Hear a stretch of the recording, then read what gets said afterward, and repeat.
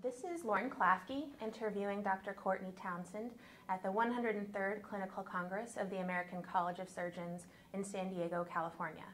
It's October 24th, 2017. Dr. Townsend holds the Robertson-Poth Distinguished Chair in General Surgery at the University of Texas Medical Branch, Galveston. He is also a professor in Physician's Assistant Studies and graduate faculty in cell biology. His research focuses on gastrointestinal cancer and endocrinology. He became a fellow of the college in 1981 and served in many leadership positions within the organization, including president, a position he held until this past Sunday. So thank you so much for taking the time to meet with us today, Dr. Townsend. My pleasure. So to get started, I wondered if you could talk a little bit about how you became interested in a career in medicine and specifically surgery.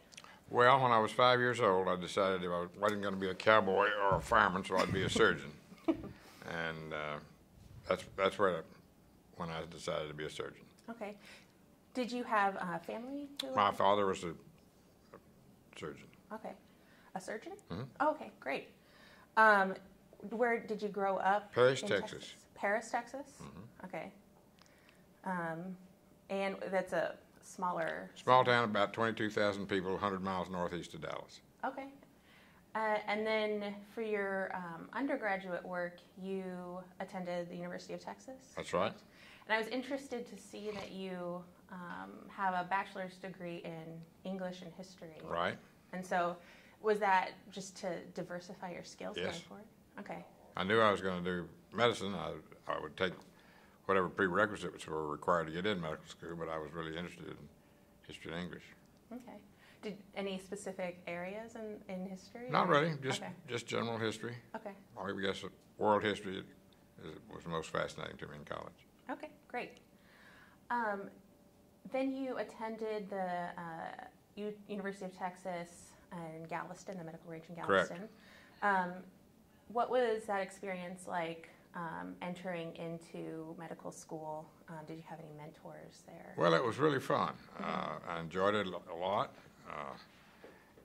We had traditional classes the first 2 years, and at the end of the sophomore year, usually we'd have 10 weeks off, and students would go do externships in the hospitals around the state, learning how to start IVs and put in catheters and nasogastric tubes and so forth. Mm-hmm.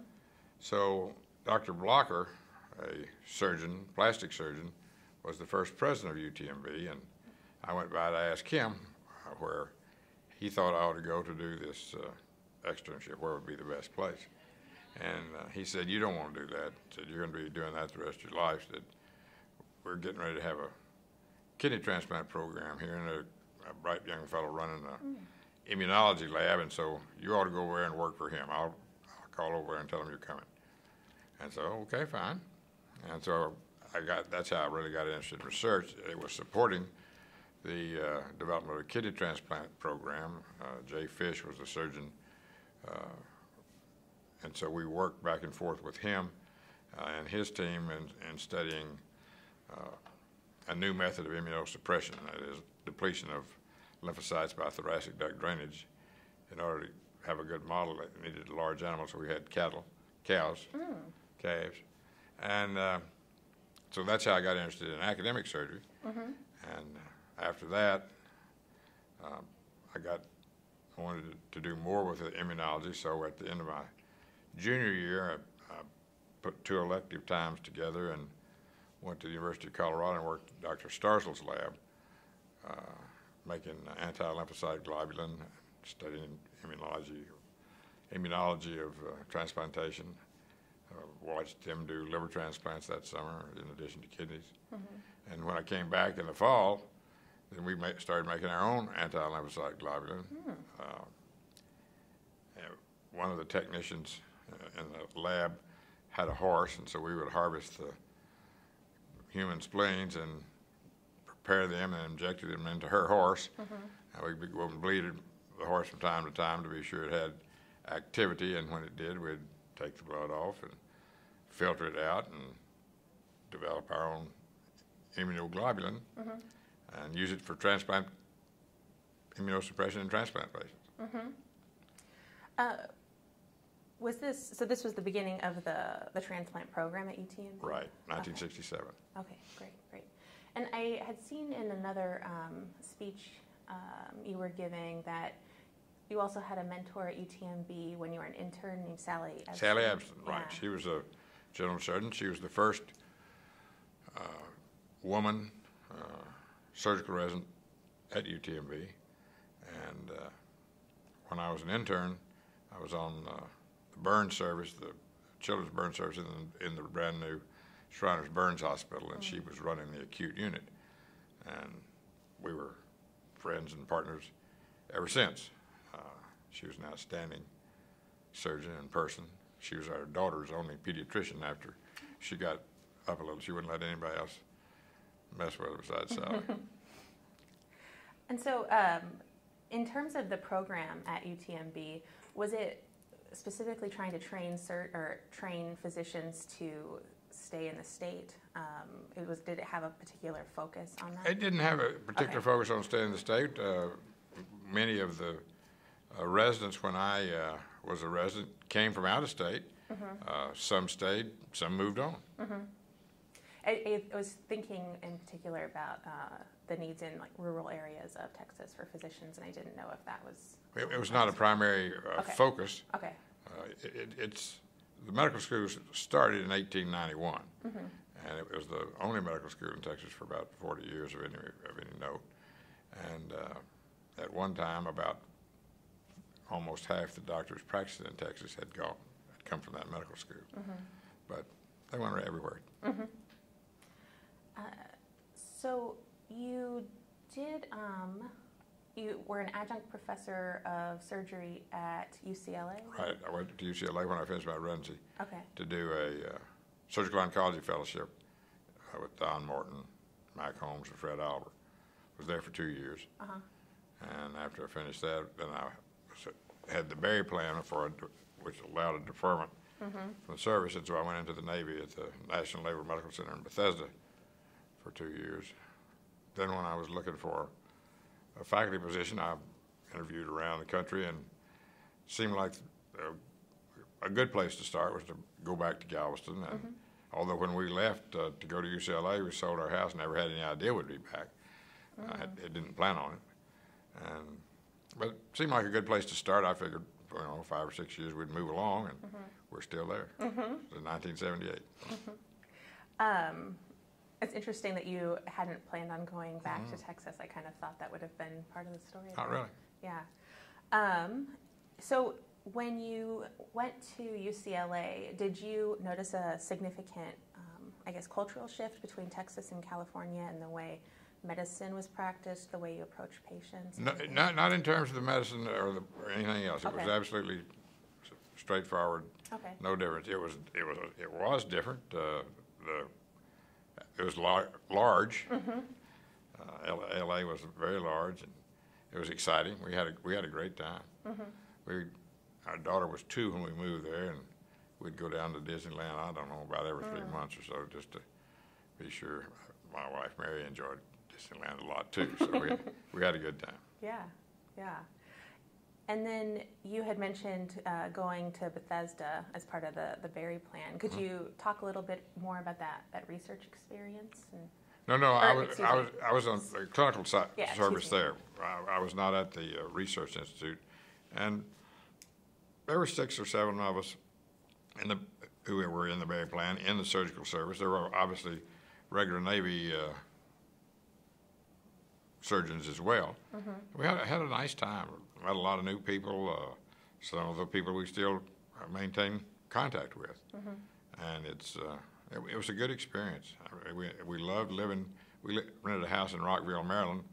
Mary's still sort of upset that I didn't get a job to stay there because it's a beautiful place. They have 4 seasons. None's very severe usually. It's exciting. It's the center of the universe. Everything that happens comes through Washington, D.C. at one time or another. And I really got to know Navy officers, particularly captains and admirals, and they're really fine people. They can do anything. I was very impressed with their skills, not just in medicine, but the non-medical Navy officers too. In what sense? Well, they're just very bright people, and they, you know, we would have them as patients and whatnot, but they were very bright and competent. No wonder so many of them, when they finish a long career, go off and do other great things in the civilian world. They're very impressive. And I guess what strikes me particularly in thinking about the Berry Plan with surgeons is the long history that surgery has in terms of developing through military service, like in the Civil War and beyond. But yeah, I didn't know if there was, you got particular training in certain types of cases and that. No, you got a deferment. You signed up for the Berry Plan when you graduated from medical school, and you picked the specialty that you wanted, and that way, and then you were assigned by lottery, I guess. I don't know how they picked them, because not everybody who wanted to be there got there, but it allowed them to know what their manpower would be by specialty by year. So they knew that these many surgeons would be coming in 1971, these many in 1972, and that's the way. That was the purpose of the Berry Plan. It allowed people to defer to complete their training so that it would provide a strong force of trained anesthesiologists, pediatricians, surgeons, whatever. And then in returning to UTMB, was the department very different by the time you got back, or was it? I'd been gone 4 years. It was by and large about the same. It was not a very large department, and obviously the people who were there had been my teachers, but since I'd gone away and acquired new areas of expertise and knowledge, I never felt like I was just treated like a resident. I was one of the faculty and had a great time. Even when you were, like, prior to coming back? Or? When I came back on the faculty, I enjoyed it. It was very productive, and I enjoyed working with the faculty. I began working with Dr. James Townsend, who was the chair. He had been the chair when I was a resident, but I had not worked in his lab. I continued working in immunology with Jay Fish, but when I came back, Jay was not doing much in the lab at that time, and so I started going to Jim Thompson's lab meetings and got interested in what they were doing. He was interested in GI physiology and GI endocrinology, and I began going to the lab meetings and learning about peptide hormones, and then decided I would combine the GI endocrinology with tumor biology, and that's how I got interested in putting the two together. Did you have your own lab? Yes. Okay. Started out working with him, and then got our own lab, got a Research Career Development Award from the NIH, got funding from the National Institutes of Health and National Cancer Institute, from the American Cancer Society, and just went on our way. Yeah. But we worked together then for the entire time. We got a program project grant that we ultimately held for, I think, 25 years, renewed it and so forth. What was the balance between research and the clinical side of things? Did you kind of do? I did it all. Okay. I always had protected time, nights, weekends, and holidays, and that was it. Okay. In 1981, you became a fellow with the college, and I wondered if anything stood out to you about your early meetings or... Well, I first went to the Surgical Forum in 1969 when I was an intern. Okay. Because my mentor at the time, Jay Fish, had a paper on the Surgical Forum. It was in San Francisco. It was really exciting. The Surgical Forum was an exciting place to be. So all the right people were presenting papers, having their trainees present them, or they were presenting them themselves. I remember there was one session in which John Nigerian and Tom Starzer were going back and forth at one another. One had presented a paper and the other was discussing it and so forth in 1969. And I don't know how many I have missed, but not very many. Okay. Since that time. And then, after that, I guess you're hooked, because there wasn't any question that you're going to be a fellow of the college whenever you fulfill the requirements, because that was the ultimate. So when did you, prompted you to start taking on leadership roles within the organization? It seems like there was a natural fit with the particular cancer activities that the organization does. I got interested in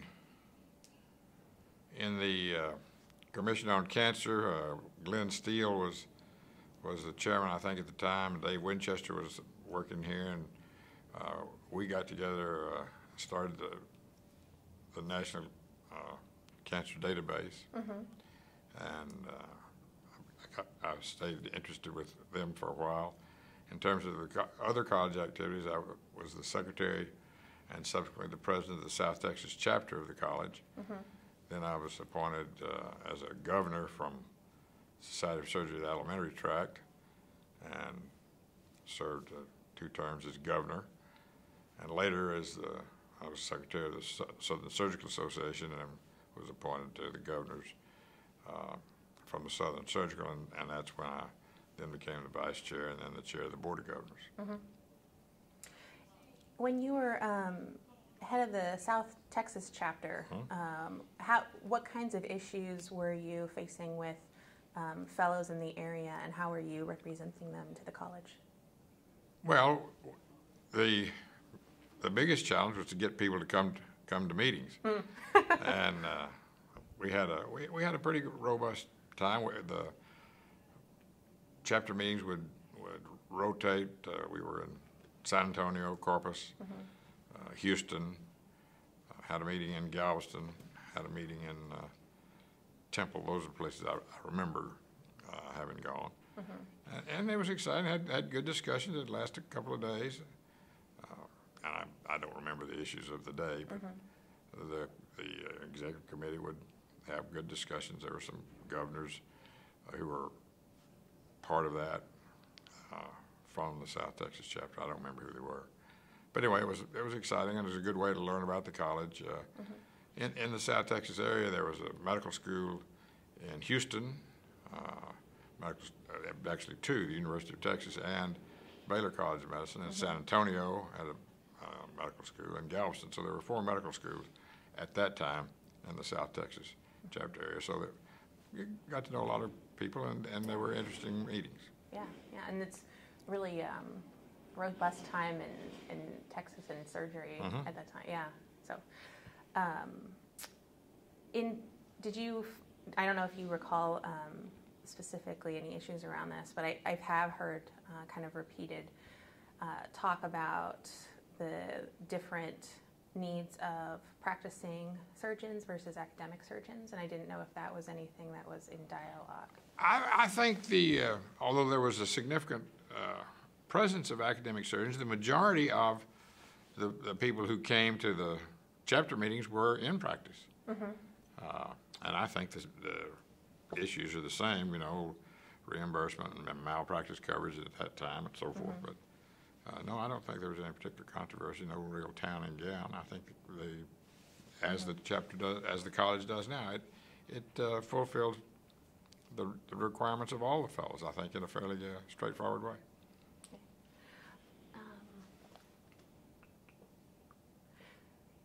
So when you were on the Member Services Committee, I've heard a lot of talk specifically about emphasizing communication to, with, and between members and how important that is for the organization.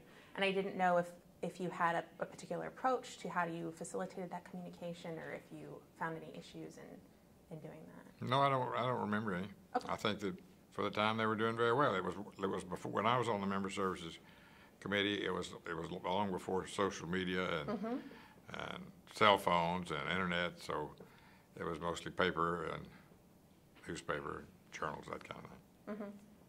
It's dramatically changed. Yeah. Yes. Certainly. And then, in terms of being chair of the Board of Governors, I was again wondering if there were specific issues that you remember bringing to the board, or taking a leadership role on. At that time, the Board of Governors and the Board of Regents were much more distant than they are now. Okay.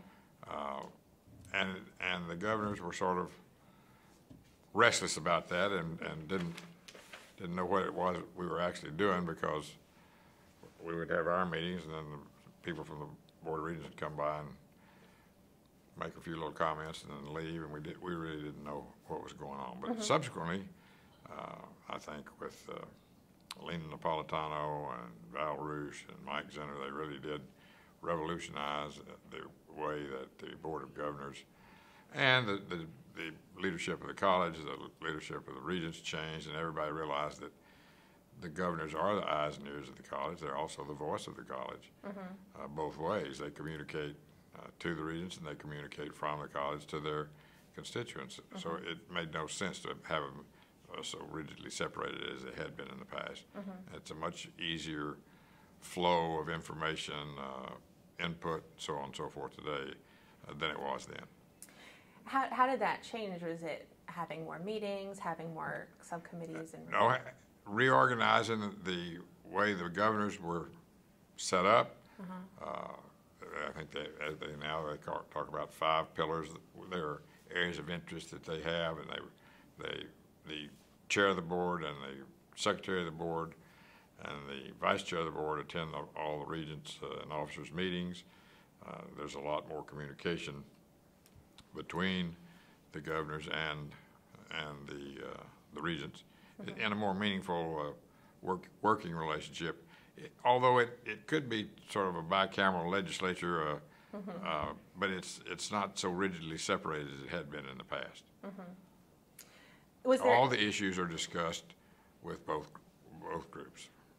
Was there any resistance to that change, or no? As a matter of fact, everybody was ready for it. All right. I think a lot of the people who had gone into the regents had come from the sort of distant governors, the leadership of the college, the executive director changed, Tom Russell came along, and so I think it just it was natural.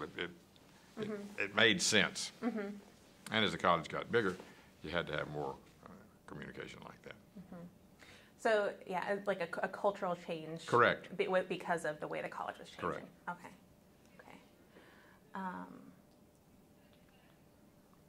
And then in terms of talking a little bit about your presidency, I thought it was really interesting that you approached your presidential address from a historical reflection on the organization, and I wondered what prompted you to want to take that approach? Well, I looked at the presidential address as an address to the new initiates, much like a graduation address, if you will. And on review, I read all the other presidential addresses to sort of see what people had talked about, and some talk about this and some talk about that. But nobody knows who Franklin Martin was. Why are we here? I thought it was very important for them to understand why we're here, why they're here, why they're getting initiated into the American College of Surgeons, what that means. And in order to do that, why did it start? How did it start? What were the reasons it started? And all of those reasons that it started are still what we do today. It was to elevate the standard of surgery, to do the best we could for patients, and I thought it was important for them to know that. And I enjoyed learning more about it in depth as well. Yeah, and I wondered if it was in part your history background. Exactly. Yeah. And then in the focus was doing what's right for the patient. Correct. And so I didn't know if that, beyond kind of connecting the new initiates to the historical foundations of the organization and its core mission, was in terms of doing what's right for the patient, was that just calling back on that quote from that's how you can distill what it's all about. I mean, in the initial bylaws, the object of the college was to elevate the standard of surgery, to have letters denote membership, they tried to have a degree. There was no degree. And the purpose was to let the public and the profession know that anybody who had FACS was especially qualified to practice surgery or any of the specialties of surgery. It was a way to let people know that this person, their practice had been assessed by their colleagues, their moral character had been assessed by their colleagues, and they were deemed after review of records and their practice history, were deemed qualified and were initiated into the American College of Surgeons. It was to be sure that the best people, best trained people, were the ones that were being called surgeons. There was a time when, when it started, 1913, there was no requirement in any state in the United States for postgraduate training. Right. You graduate from medical school, you pass the state license examination, the same day you can start doing whatever you say you wanted to do.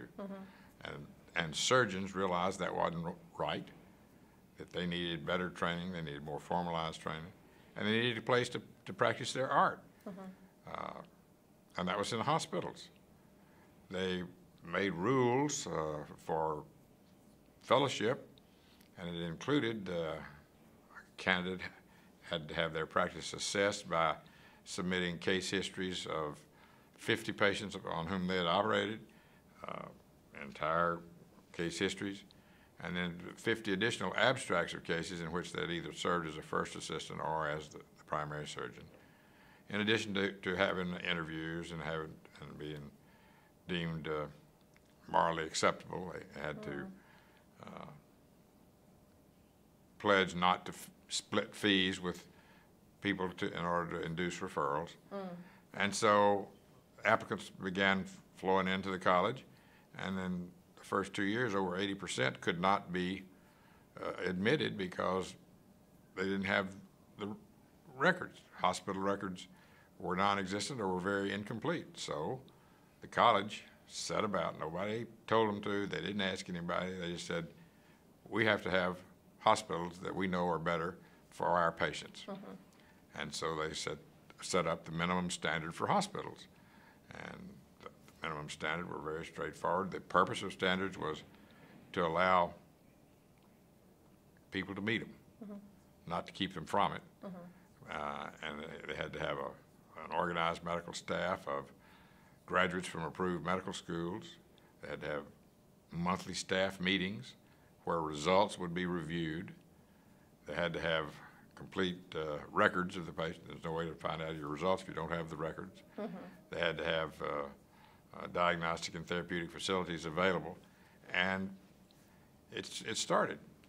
The college staff in 1918 and 1919 surveyed 692 hospitals of 100 beds or more to see how they stacked up to the minimum standard.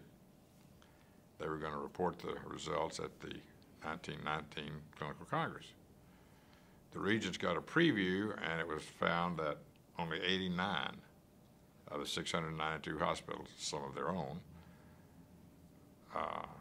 had not met. Only 89 had met the minimum standard. The vast majority had not. So they decided not to give that report that year. And by the next year, however, over 400 hospitals had met the minimum standard, and that went on. So after they got the hospital standards set up, then they decided that surgical training needed to be more complete, more rigorous, and so they then established standards for graduate training in surgery and its specialties. That led to the first residency review committee. No other specialty had done anything like that.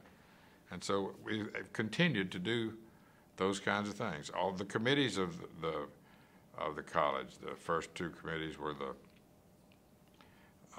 Committee on Fractures and a Committee on Treatment of Malignant Diseases with Radium. Now the Cancer Committee, now the Committee on Trauma. But the story of all the activities of the college can be boiled down. The object is to do what's right for the patient. By elevating the standards of surgery, you do what's right for the patient. But almost all the activities have been the result of a surgeon or a small group of surgeons realizing that there's a problem and needing to do something about it. The ATLS course came from a tragedy in which a fella, James Steiner, was flying his airplane, crashed it into a field. His wife was killed. He and his 4 children were terribly injured. A year after that, he and another group of surgeons decided, well, we're going to do something about this. And they decided they would organize a course to teach all of the physicians in Nebraska how to take care of the severely injured patients, the early phase. And that led to the ATLS. Just one thing after another after another. But many of the things we do today are a result of individuals who saw a problem, or groups of the college saw the problem and set about to fix it.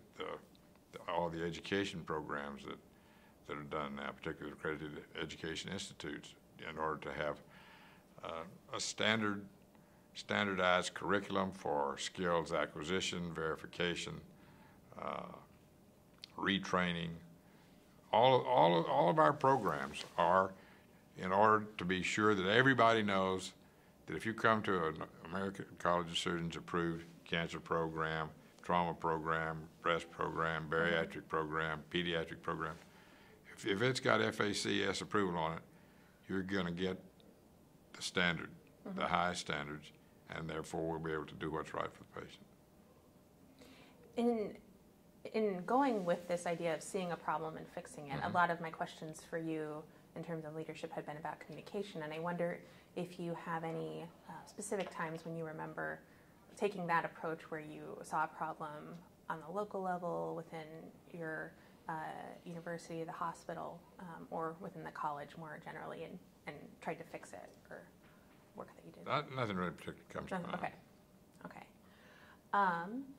And then I read a recent article about the idea of the surgeon scientist and then the surgeon advocate, and I didn't know if you had any commentary on that role of the surgeon advocate in terms of both safeguarding standards of care, but also in terms of taking on a political role at the state or national level to try to advocate for surgeons and surgery within changing healthcare legislation and standards. Well, our primary responsibility for advocacy is to advocate for our patients. And now surgeons can't be oppressed because then that would allow us not to do the best we can do for the patient. Right. So what our big advocacy is for quality and safety, for access to affordable care, and recognizing that we have a responsibility to help with the costs of health care as well as anybody else. You know, the cost is determined by the number of units multiplied by the cost per unit. And it's the doctors who pick the number of units to, as in x-ray operations, anything else. So we have a responsibility for doing our part to conserve resources as well. We have a whole health policy and advocacy group in the college now. We have a Washington office, and they're doing a very good job in raising issues and advocating for tort reform, for access to affordable care. The opioid crisis is one that we realize that we have a role to play, and we're not going to be left behind for that as well. So those kind of advocacy efforts are going on. And again, all politicians come from somewhere, and so it's very important for the fellows to realize that they are the most forceful advocate when their legislator is in their home district. Although we go to Washington once a year and go around and see them, but when they're at home, that's when they're out there to find out who's going to vote for them and how much money they can raise, and that's when you can really have an effect. And I think our advocacy group is pushing that very well, educating their fellows into being advocates for their patients, their profession at the local level, locally at either the local or the national level, but when they're there. Most recent example in Texas this past session had to do with maintenance of certification.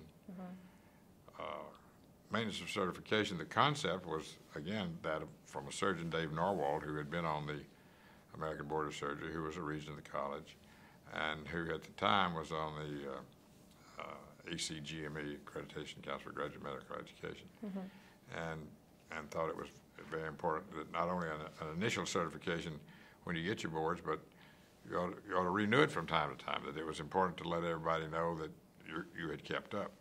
The first board to ever require that was the Family Practice Board when that board was started. I think it was 1969 that was initially, if you get this board, you're going to have to recertify at a period of, I think, 10 years. The American Board of Surgery was the second. It was in 1976. So, and then others came along later, but there was a lot of pushback. Over time, the various different boards approached the maintenance certification in different ways. Some were very onerous, multiple tests, fairly expensive. So back to what happened in Texas. Two surgeons, one a senator and one a representative,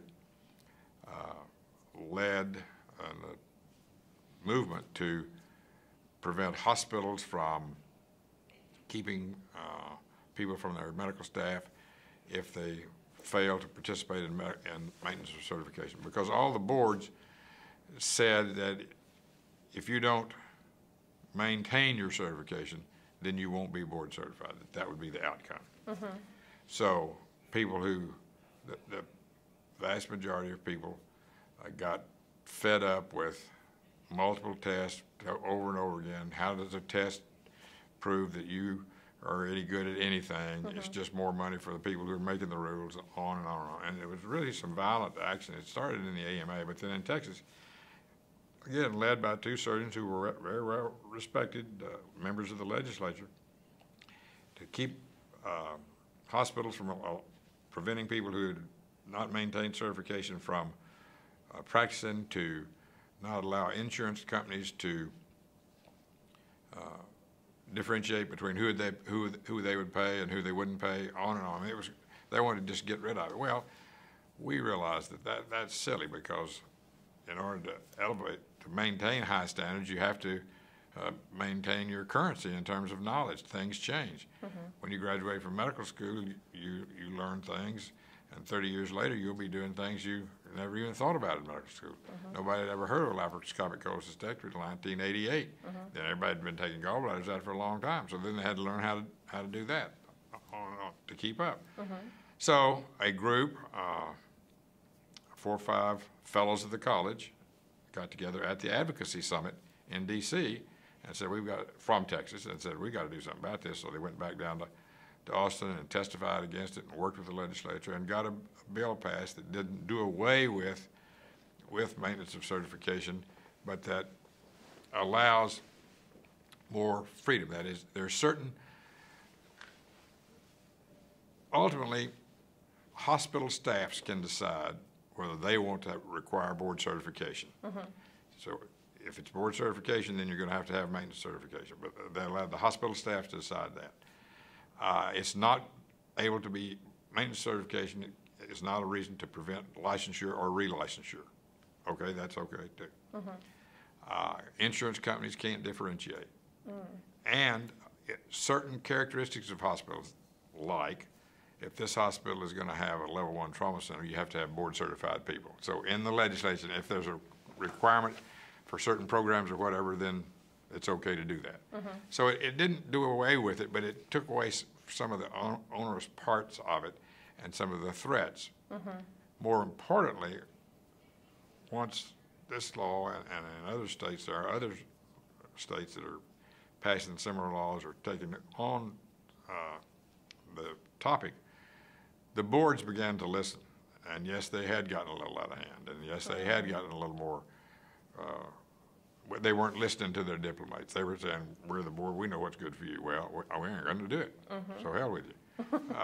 And so everybody's working now because everybody understands that you have to keep current, that there's no reason in the world to not, I mean, who wants to have anybody operate on them who hadn't kept up? Nobody.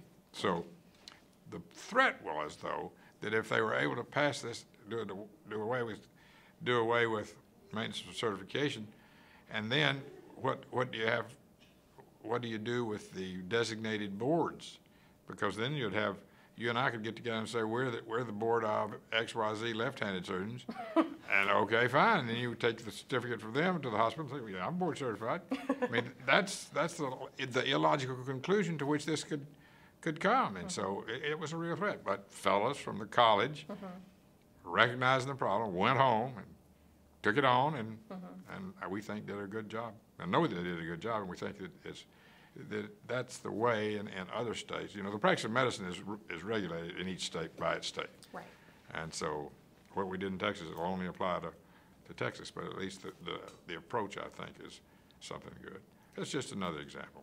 Right. Well, and that seems like one of the useful parts of like having the Board of Governors is that you can bring these models for making changes to In fact, others. there was a large session on Sunday with the regents and the Board of Governors on this very topic. How did it happen here? The American Board of Surgery said, and here's what we're doing about it. People from the thoracic surgery and neurosurgery talked about what they're doing about it. And again, the purpose of standards is to allow people to meet them. It's not to keep them from it. And so what's the way to get somebody to achieve the standard that you want? And then in terms of your time as president, I've heard several people talk about the role of the president as the ambassador of the organization. Right. And I was wondering how you fulfilled that role as ambassador. What kind of things did you do? Well, the president is invited by many bodies, chapters throughout the country, chapters throughout the world, and other surgical organizations throughout the world. Some of them have chapters, some of them don't, and so I was invited to go to several of the places and talk to the chapter, for example, in Australia, the chapter in Japan, chapter in Brazil, Argentina, among others. Also to the national meetings, the Japan Surgical Association, the Royal College of Surgeons of Thailand, the Royal College of Surgeons of Hong Kong, other places. So you go there, you wave the flag. Many of them have their convocation ceremonies, so you wear the robes and the medallion of the president. You give talks about the college.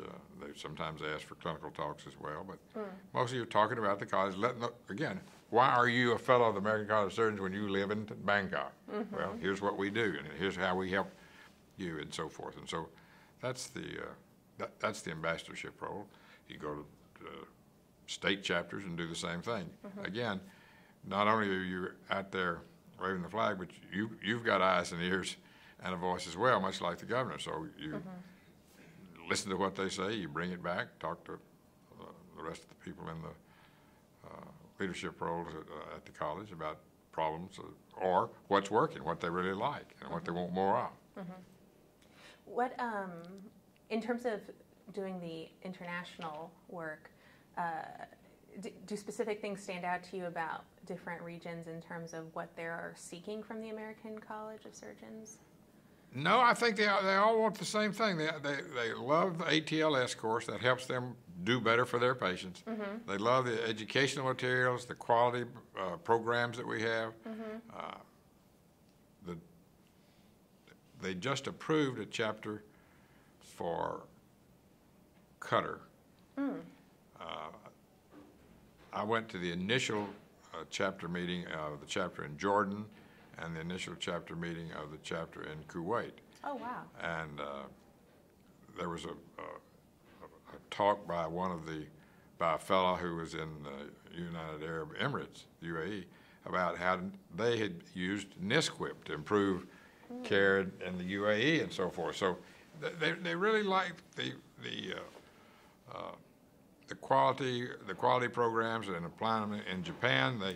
They have used NISQIP, but they just can't take it off the shelf and take it to a whole other country. There's some local differences that they have to take into consideration there, but they have a NISQIP-like program that blends in.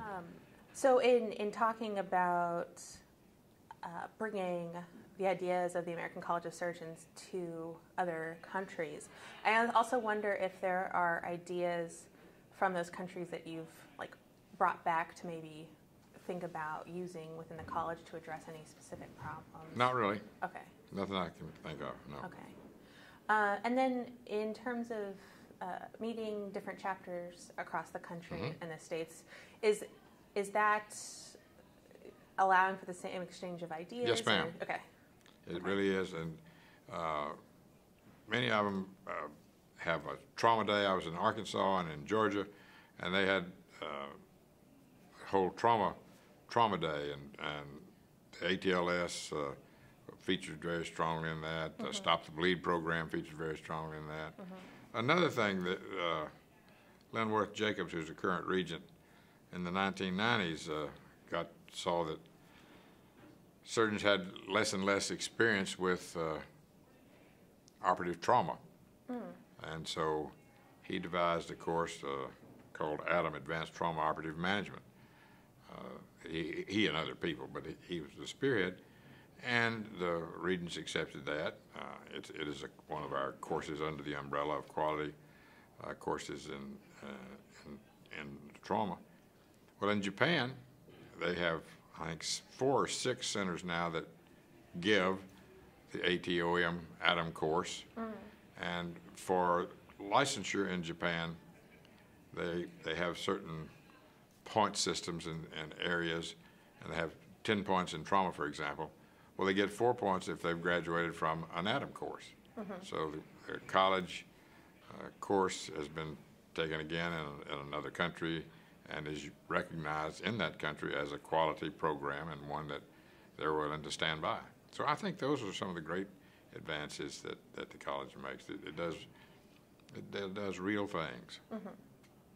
And so this is a bit of a large question, but so in joining the college and in attending your first meetings, are there major changes that you can reflect on from those first meetings that you attended to like the meeting that we're at right now, in terms of how what you're seeing presented on the organization, or any of those big things that stand out to you? Well, it's just gotten so much larger. There's no way to get through. It seemed like you'd sort of do whatever you wanted to. You had enough time to do it. Most of the time they were held in 1 or 2 hotels, and then in a local convention center that wasn't very far.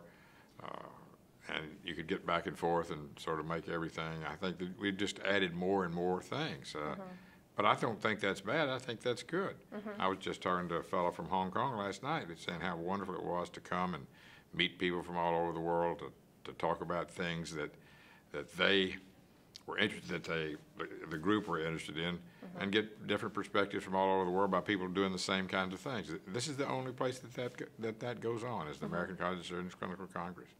And people recognize the value of that, the networking, the interaction, and the quality of the education programs. And I'm struck by having read many of the past recent presidential addresses by the growth of diversity within the organization, both in terms of the numbers of international fellows as well as the numbers of women initiates as well. And so that growth seems to be in a lot of different capacities. Sure, and it's proper growth. It's reflected in the population. Half the medical students now are women. The surgical specialties have not gotten parity yet, but in our class, I said Sally Epson was my hero, and we've had years in which all 5 chief residents were women.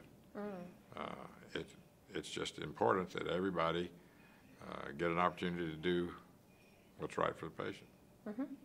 And I've never understood. I can tell you right now, I don't understand this pay disparity. I mean, that's just the craziest thing in the world.